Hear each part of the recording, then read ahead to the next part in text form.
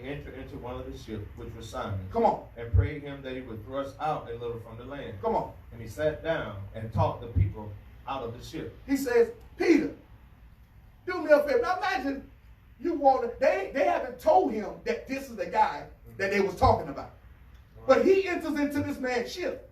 He don't know that this is the Messiah that his brother told him about. He gets into the ship, and imagine someone coming into your ship, into your house, and telling you, hey man, let's go. When you're ready to go home.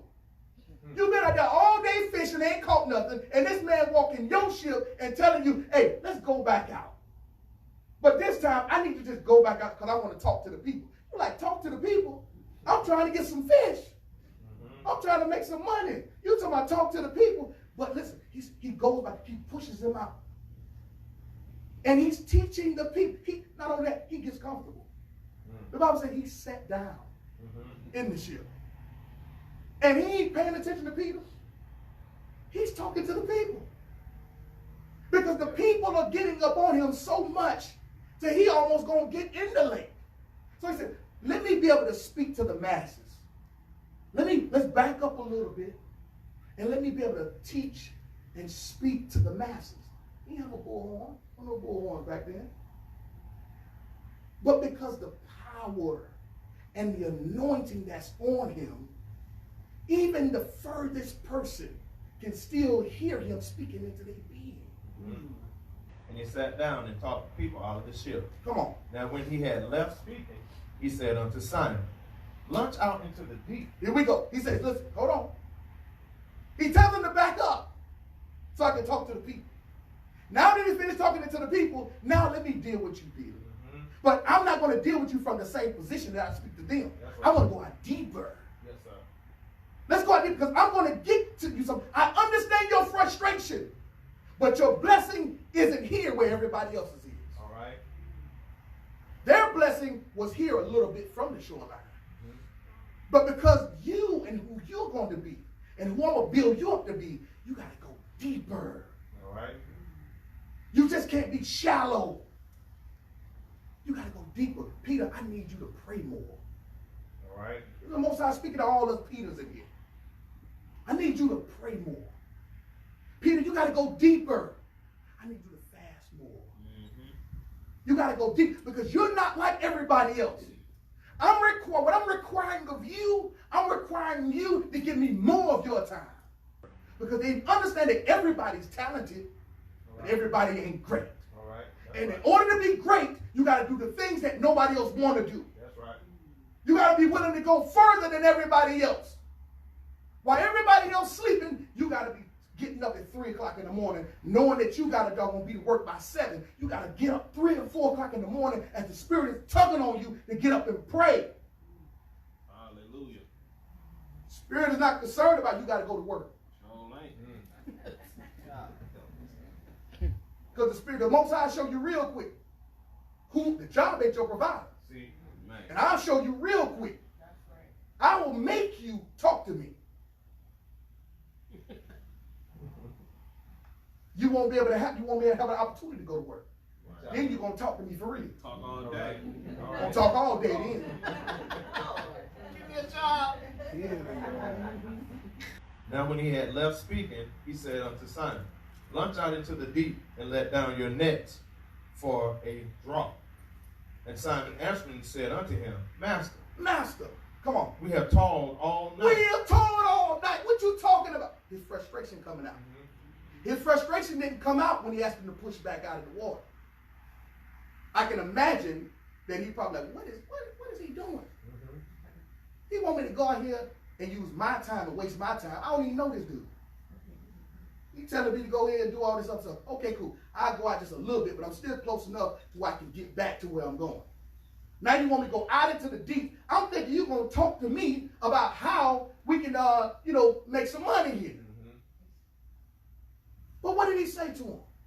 Master, we have toiled all night. We have toiled all night. And have taken that. Hold on, Mr. Case. See, here's the thing. Most of us, I know for me, and Brother Philip and Deacon Philip and all the brothers can attest, and Minister Casey, when we go on fishing, y'all done seen some of the frustrations come out of me. Y'all catching and I ain't catching nothing. Yes, sir. And Casey is the worst one not to catch nothing with. Because he's going to let you hear about it all day. And he's going to get on social media about it. So I get frustrated. I'm out there fishing with Philip. The first time I went fishing with him, he out there catching all the big bags. He just, he catches up. I'm sitting here looking like, what is it? I done got to the point where I'm talking to the heavens. I'm like, I know I got anointing. I'm talking to the fish. Then I start accusing them of telling the fish I'm coming. I become the accuser of the brethren. And then not only don't get worse than that, because when you go fishing with Philip, his wife she gonna be gently and nice with you, but she gonna be dissing you at the same time. Then when I finally caught something, she didn't believe it.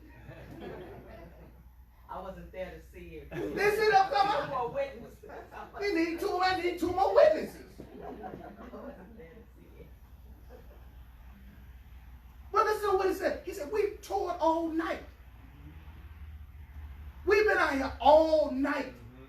Because in that type of business at that time, you had to put in time. That's right. Because you might not catch nothing in the first 6-7 hours. We toured all night. Come on, read that passage. Start back at the top of that verse again. And Simon answering said unto him, Master, we have toiled all the night. Come on. And have taken nothing. We ain't caught nothing. But what he said? Nevertheless, at thy word, I will let down the net. I will let down the net. Listen to what he said. He said, you asked me to do this. But the only reason why I'm doing this is because I trust your word. Right. I'm frustrated because I've been working and toiling all night and I caught nothing. I've been praying, I've been doing all this stuff, and it seems as though my family ain't responding. It seems as though my son is still getting locked up. It's like I'm going through all of these situations. I can't find a job. I'm going through all of these situations of frustration. But the Most High sometimes will allow you to get to the point of frustration, and then he tell you one more time, fill out the application again. All right. Go apply for the apartment again. Now, if we're caught up in our feelings, and we don't discern the situation, if we aren't obedient to the word, then that blessing that's in the frustration won't manifest. It is because of us. But Peter said, because of your word, there's no way that all these people following you, and you ain't teaching and you ain't saying nothing. And ain't nothing happening. And I'm pretty sure Peter probably heard about a man at some point in time. But he didn't know that this was the man who chose to get on his ship that day. Because the Most High have a date and a set time where he show up in all of our lives. Come on, minister. And when they had done this, they enclosed a great multitude of fishes. Come on. And their nets break. What happened now? And when they had done this. When they took the action. Now listen, check this out. He said, let down your net, Peter. I'm pretty sure Peter that day had probably been casting his net, dragging his net, and ain't catching nothing. He's doing everything that he's been trained and taught to do. There's some things that your training and your study ain't going to get you. All right. There's some things that require something greater than your knowledge. That's right. And Peter has the knowledge. He's a skilled fisherman. He has the knowledge. He's tried everything. And that's a part of his frustration. Because he's tried everything. But yet now, the Christ says, lower your net. Because what I'm about to do for you is going to be supernatural. It's going to be something that nobody will be able to get credit for, not even your skill set. All right. Lower the net. Come on, read it. And when they had this done, they enclosed a great multitude of fishes. They enclosed a great multitude. Come on. And their net brake. And their net brake. And they beckoned unto their partners, which were in the other ship, that they should come and help them. Because of your obedience, Peter, all of your family is going to be blessed. All right. All of your friends going to be blessed. Everybody, because of your obedience. Now you got to call everybody else to come help you with this abundance. But it started with you. Sometimes because we don't respond the proper way and we don't walk the way the Most High told us to do, it causes a delay for everybody else. All right.